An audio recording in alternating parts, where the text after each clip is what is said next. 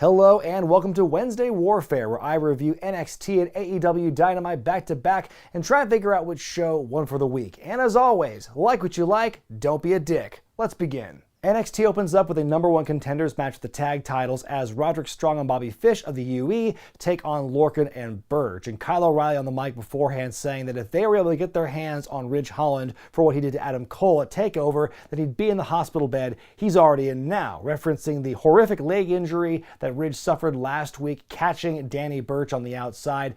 He broke his ankle, he tore his patella tendon, all these different things. Really, no injury is ever timed well, but this is just the worst time you could have for Ridge Holland right now because he seems to be on the cusp of this big push. He's this hired gun from some mysterious person paying him to take out Adam Cole. You know, the mystery of who that is still alive, so I guess there's the silver lining, but that does not lessen the sting of this really bad injury for Ridge Holland. I hope he can get better really soon. It's a very physical, grapply, striky kind of match. You see the champs Breezango watching the match from the stage as it goes on. Lorcan and Burt seem to have the match won after planting Strong with a DDT, but Bobby Fish causes some chaos. In the end, Strong hits Lorcan with his flying knee attack to win the match, so Strong and Fish are #1 contenders, and they'll be facing Breezango next week. Speaking of injuries, NXT champion Finn Balor broke his jaw in 2 places in his match at TakeOver last week. We get a medical update about him saying they still don't know what the status of him as champion is going to be. We're going to wait a few weeks and see what happens post-surgery to determine what happens to the title. I mean, whether he keeps it or not, it seems that at this point, the NXT Championship is straight up cursed this year in 2020, maybe even further back than that. We then get a promo package about Ember Moon, talking about how she came back to NXT. She speaks primarily in the third person here about how she wanted to come home to face the best women's division in all of wrestling. She puts over all these other top ladies in NXT on her way to, eventually wanting to fight Io Shirai for the women's championship. I thought it was a good promo package for somebody whose talking ability was not one of her strong suits 2 or 3 years ago when she was last at NXT. I think she's improved a lot here, if this package is any indication. Then again, this is a pre-produced, probably highly edited package, to make it sound better than it might have been. So who really knows? Hopefully we'll see more experience of her on the live mic to get a gauge of that, but I thought this package did a good job getting her character over. Jake Atlas takes on ASHANTE the Adonis up next. Quick question, is Adonis a heel or a face at this point? Because he had a real babyface moment at TakeOver, kind of interfering in the Cruiserweight Championship match, attacking Legado del Fantasma, but he seems like very much of a heel in this match. You don't see him too much of it though, because out come Mendoza and Wild, who distract Adonis, and it just takes a quick roll up for Atlas to win the match. Afterward, the Goons try to kidnap ASHANTE from the looks of it, but Atlas makes the save. Santos Escobar comes out. They're about to storm the ring, but in comes Isaiah Swerve Scott with a chair to even the odds, and so the baddies back away. It looks like we have a 6-man tag match in the future based on, past patterns and precedents and whatnot. I dig Adonis's gimmick at the moment. I'm excited to see, how much it can grow or evolve from what I've seen so far from these 2 showings on TakeOver and this week's NXT. The Garganos are interviewed backstage. Candice LeRae says that both she and Johnny should have won their respective title matches at TakeOver. Johnny says that Dexter Lumis hasn't done anything to earn a North American Championship match tonight, and that in regards to his opponent for this evening, Austin Theory, he will teach him a wrestling lesson he will never forget. We go to that match now as Gargano takes on Theory, and this was a darn good match. I would argue this is probably Theory's best performance to date since coming back to NXT, if not his entire run in WWE since being signed. There's not too many matches of his from the last year that I can recall very vividly, but this one felt really good. I think he performed very well here. Gargano does win after hitting one final beat, but we can see some body language where he's like, oh, I've gained some respect for him now. We get a promo backstage from Raquel Gonzalez where she says that it is she, not Rhea Ripley, who is the biggest, baddest lady in NXT. She challenges Ripley to a match at Halloween Havoc in 2 weeks, and then we see Ripley just down the hall overhearing all this, and they has pull-apart scuffle. Then we see a pre-produced package of Tommaso Ciampa watching back from last week's match with he and Kushida, where Velveteen Dream got involved and accidentally cost Ciampa the match against Kushida. And the only words you hear Ciampa say is, he's dead. Oh, did Ciampa just turn face again? We get another #1 contenders match, this time for the women's title as Shotzi Blackheart takes on Candice LeRae. Another great match here on the night. These two really take a lot out of each other here. Shotzi with some really big spills throughout the match, though Candice takes her damage as well. Near the end, Candice bails hurtles from the ring, and suddenly Indy Hartwell, who's out in the crowd, slyly hands Candice a pair of brass knucks, which she uses against Shotzi to win the match. So she will face Io Shirai for the title at Halloween Havoc. I thought it was, a good matchup here, and I will make my point about the finish to this later after the main event. Backstage, Drake Maverick going over some merchandising ideas with his reluctant tag team partner Killian Dane, including a tag team name of the Furry and the Fury, and Killian's not having it. We go to our next match as ALIYAH takes on Toni Storm, who's making her NXT US debut after not wrestling on TV for 8 months, and she gets a proper rock star entrance too when she comes out. It's a short and sweet matchup here. Toni wins handily with the Storm Zero. I'm excited to see Toni back on TV wrestling once again. I didn't catch any of her work at NXT UK, so I'm glad to see her come to the mainland, the stateside, and to see what she can do. We see GM William Regal being interviewed backstage, where he talks about the Shotzi Candice match from earlier, saying he didn't like what happened, but the referee's decision stands. Also makes Rhea Ripley and Raquel Gonzalez official. In from the background, we see Xia Li and Boa approach Regal, and Xia is begging Regal for a match next week. She needs to turn things around, and Regal just says he'll take it under consideration. I missed this last week. Boa joining forces with Xia Li, it seems, as of late. Could be just the thing to put Xia kind of over that hump and kind of get her on a nice, sustained push. It feels kind of similar to what happened a couple of years ago when Zelina Vega joined forces with Andrade at NXT before his big push to become the NXT champ eventually. We'll just see where it goes. Imperium take on the team of Drake Maverick and Killian Dane, who wants no part of the cheesy entrance music and video that Drake has selected for this tandem here. There's some great comedy work between Killian and Drake in this matchup here, where Dane just wants no part of Drake's antics or whatever. In the end, Eichner and Bartel win after hitting the Imperium implosion onto Maverick. After the match, though, Everrise show up and taunt Drake a bit. They shove him down to the mat. Suddenly, Killian shows up and destroys them both. Killian gets right in Drake's face and says, "Nobody hits you but me." And then he walks off, and Drake's all excited now. The cheesy music plays again. In that moment, Drake was the Martin Prince to Killian's Nelson Muntz. They'll remain the best of friends for years and years and years. In your main event for the North American title, Damian Priest defends against the quiet, spooky Dexter Lumis. Some great back and forth in this matchup here. I especially loved Lumis's kip up into a leg drop. That was very impressive, very cool. In the end, Cameron Grimes runs in and hits the cave-in onto Lumis on the apron while the referee and Damian are both distracted.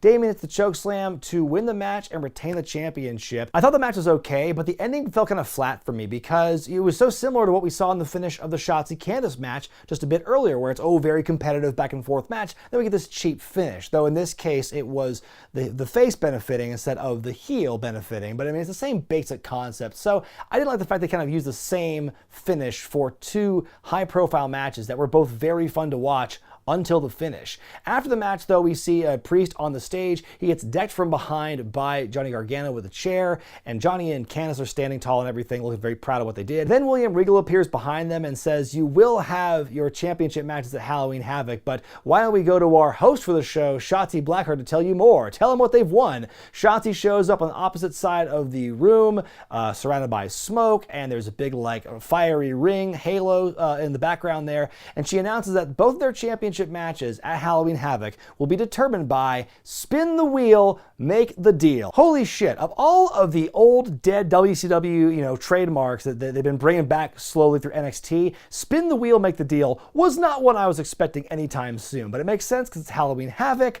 I like the idea of it, although I would like it better if next week, if we get a sketch where Johnny and Candice nervously enter some seedy dive bar somewhere in the dead of night, and Io Shirai and Damian Priest are in the bar as well, and they do a face-off with lasers come out of their eyes in an explosion, then it'll all been worth it. AEW Dynamite celebrates its 1-year anniversary this week. Every championship on the line this evening, beginning with the tag titles as FTR defend against the Best Friends. Unlike these 20-minute brush with greatness things they've been doing for the last few weeks, this one is just a standard 1-hour time limit, never explained why. Trent takes a lot of punishment in this matchup here until he tags in Chuck, who's a House of Fire. The Best Friends are on the cusp of winning a couple of times here, but the pinfalls keep getting broken up. A few too many DDTs in this match for my liking here. On the outside, in the middle of this matchup, Trent is run head first into this stand-up arcade cabinet that Kip Sabian was playing with. And we see at the very beginning of the show that there's this arcade cabinet here. It's got Kip's name spray painted on the side of it. And I know I missed last week's show, but I looked at the results. I didn't see one mention of Miro bestowing a stand-up arcade cabinet to Kip Sabian. Is there an episode of Being the Elite or Dark that I missed that explained all this? I know we saw the thing with Miro a couple weeks ago where they're at the arcade and Billy Mitchell approaches them. I didn't really see how that got addressed or resolved. Again, I was looking through the results, didn't see any mention of that shit last week on Dynamite when I missed it. Something else I was wondering here, why would you have wrestlers playing an arcade game when there's a match happening several yards away? I get that Kip is a heel and so he has the right to kind of fabe the wrestlers in the ring. I get that, but it reminded me a lot of like on Raw a few weeks ago when the Legends were playing poker as the show is going on. If they can't be bothered to watch the wrestling, then why should we care about the wrestling? Same thing goes here with Kip playing the arcade game. So anyway, the stand-up thing's destroyed. Kip tells Penelope to run to the back, presumably to get Miro or something. The match ends when they hit Chuck with the title belt to win and retain. Fine. Then afterward, Miro shows up and destroys both the best friends, all over breaking Kip's arcade cabinet. So we go to that next match as Miro and Kip take on Sean Maluta and Lee Johnson, and it's pretty much a big squash match. Miro almost single-handedly takes out Maluta and Johnson here. He locks in the game over and they win, and so then Miro says that the good friends, it'll be game over for them because they broke, the precious arcade cabinet. I mean, I guess Miro was technically a heel before this because he was associated with Kip and Penelope, but this kind of cements it. But the whole arcade thing being destroyed as the justification of why he's suddenly so angry now seems kind of weak to me. Backstage, Lance Archer has attacked and laid out champion Jon Moxley ahead of their title match later in the evening. Then we go into the ring to see MJF make his major announcement. But first, he introduces Chris Jericho in the Inner Circle to the ring. Sammy finally gets his Inner Circle jacket. It's about 5 sizes too big for him, which was adorable and hilarious. MJF showering Jericho with compliments, but Chris is getting impatient and wants to know what the point is. So MJF wonders why he and Jericho have never faced off so far in AEW. It's because it's the same reason you don't see piranhas attack each other, because there's a mutual respect. So MJF very reluctantly asks to join the Inner Circle, hypothetically, so to speak. And Ortiz says, there's no way MJF's getting in. Jericho says he wants to meet him one-on-one for a steak dinner. And then MJF's like, you're on, we're gonna have that steak dinner. And then Jericho goes, I'll see you at the restaurant. That's where it ends. What is going on with this storyline? I don't know who's gonna turn on who at the end of this thing, but the back and forth with MJF and Jericho so far has been kind of fascinating. It's like things are playing out like a traditional wrestling feud. There's promos, there's back and forth, there's like all this tension being built up, and then something happens that completely throws it on its ear, where it's like it's some weird version of wrestling Mad Libs, where they go, we're gonna have this fight, but no, we're not gonna have a fight, we're gonna have a steak dinner. Like, where is this going? I have no idea where we're going with this, but I did enjoy the banter on this one. MJF and Jericho are doing great with this. I watched what happened with like the whole thing with the 30th anniversary celebration last week, and how it ended with the weird SNL credits as well. This is a very strange storyline, but I am here for it. And I had no time to recover from it because we go right to this Tony Schiavone, Britt Baker segment where they're both getting pampered at a spa. I've never seen a wrestling interview that takes place in a spa where both the interviewer and the interviewee are getting the treatment. And the best part is there's all these things where it's like the girls like Britt and Reba think that Tony's naked under the towel. They freak out. There's like chest waxing for Tony. There's like dual pedicures going on. And like Britt's getting in Tony's face about how he missed her moment. He's like, the Young Bucks kicked me in the face. Like he's just so exasperated. It was just very entertaining how Britt's talking about her comeback. And again, Tony Schiavone and Britt Baker have probably one of the best, most satisfying arcs in AEW right now. Well, last week, Cody regained the TNT Championship after a brutal dog collar match with Brody Lee. Here he defends it against Orange Cassidy, and we see Darby Allin watching from the rafters, very Sting-like in his approach.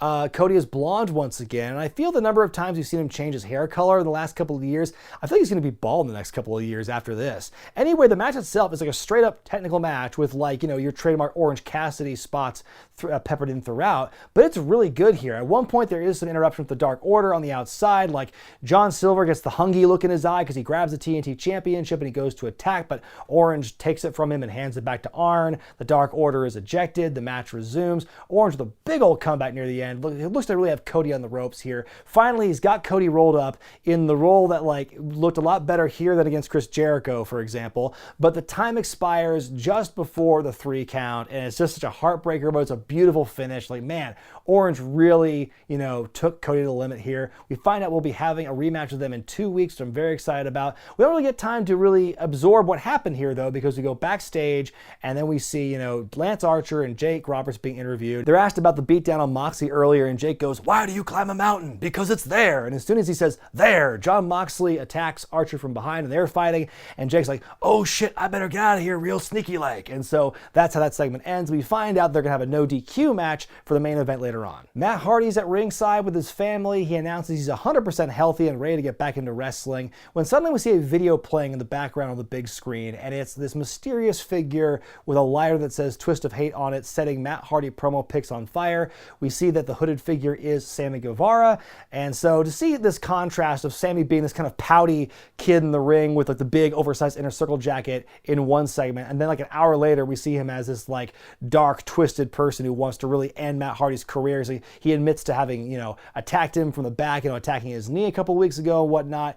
He says it's not over until he says it's over, and so we see that, you know, clearly the match they had at All Out was not the end. Unfortunately, I guess these guys are just committed to killing each other in the ring. So hopefully they can do it a bit safer next time. Holy shit, folks, we got a tumbler in the ring. Everyone knows when there's a tumbler in the ring, cool things are gonna happen. So we see all the tag teams in AEW on the stage, and they're announcing which 4 teams, to be determined by the tumbler, will face off next week for the #1 contendership to face FTR, I should say, at Full Gear. The 4 teams are Private Party, Silver and Reynolds of the Dark Order, Butcher and the Blade, and the Young Bucks. The Bucks come in there and they immediately start trouble. They super kick 2 of the guys. A 4-team brawl breaks out, ending with the Young Bucks standing tall. And that's where it pretty much ends. You know, it was a short and sweet segment to get the Bucks over, to build up for the tag title match happening at Full Gear. And again, tumblers in wrestling are always money. Women's title match up next as Hikaru Shida defends against Big Swole. Pretty evenly matched at the start of this thing. They're trading moves a lot, but Swole showing her aggressive side here. At one point before the break, she shoves Shida into the cameraman on the outside, hits a cutter on the ramp later on as well. Swole almost has it won, but Shida gets the rope break and she ends up hitting the big knee to the face to win and retain. I thought it was an okay match, but I feel that things kind of got off the rails near the end. A couple of like sloppy moments and some botches, especially in the second half of the match, that kind of took me out of it. We had a promo from Shawn Spears where he talks about his beef with Scorpio Sky and how recently on Dark, Scorpio saved Matt Sydal from further beating by Shawn. So Spears says that Scorpio stole a moment from him and he plans to collect very soon. Eddie Kingston joins the commentary team for our main event, no DQ for the AEW title, as Jon Moxley defends against Lance Archer. It's a match more than a month in the making. Archer won the Battle Royal at All Out. He was supposed to have the match for the title weeks ago, but then COVID reared its ugly head. Now we have the match here happening tonight. These guys are beating the hell out of each other here. It's mostly Archer beating up Moxley, if I'm being honest, but it's a very athletic way of doing so. There's a table set up on the outside. Moxley brings in some chairs, but he's chokeslammed onto them, but Moxley hits the paradigm shift off the apron to Archer through the tables on the outside. Another paradigm shift in the ring. Archer kicks out. Moxley's got the bulldog choke, but Archer powers out of that. He's really looking strong here. Archer hits the blackout on Moxley, goes for a bit of a lazy cover, which comes back to bite him because Moxley just rolls him up and pins and retains. 2 spots in 1 week that kind of remind me of Eddie Guerrero. There's the first one, the obvious one on Raw this week, where Ricochet did like the chair shot fake out to Cedric Alexander. And this spot right here is a spot straight out of the finish from Eddie and Ray, I believe Judgment Day 05, before their ladder match at SummerSlam that year. Very similar finish there. So that's kind of made me think about Eddie there with that spot. Afterward, Archer beats up Moxley a bit more. Eddie Kingston sends the Lucha Brothers to save Moxley. So Ray Phoenix hits Archer with a chair, doesn't phase him. Roberts ushers Archer out. So then Kingston and his friends kind of help Moxley up. Eddie puts Moxley over, saying, you know, what a great guy, what a great champion. He's been carrying this company for a year now, so let's get 3 cheers for Jon Moxley. Psych, spinning back fist, and he puts the rear naked choke on Moxley and knocks him out and holds the championship up as we fade to black. I think this is a good setup for a rematch because Kingston does have a legitimate claim that he did not submit, he didn't tap out to the Bulldog choke a couple weeks ago, so sets up for more feud down the line for a rematch. Looking forward to that one. And as far as the main event itself, I thought it definitely delivered.